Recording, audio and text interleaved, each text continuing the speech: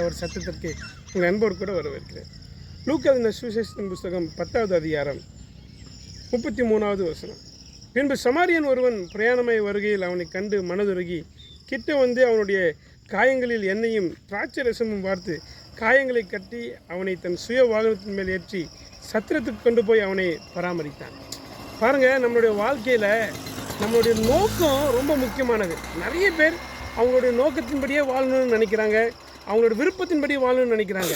ஆனால் இந்த சமாரியன் ஒருவன் தான், அவன் ஒரு முக்கியமான வேலையாக போய் கொண்டிருந்தாலும் வழியிலே கிடந்தவன் மேலே அவனுடைய கண்கள் கவனமாய் விழுந்தது.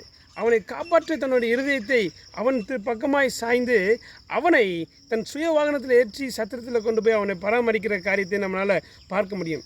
பிற்காலத்தில் இவன் இயேசு கிறிஸ்துவுக்கு ஒப்புமையாக பேசப்படுகிறவனாய் காணப்படுகிறான்.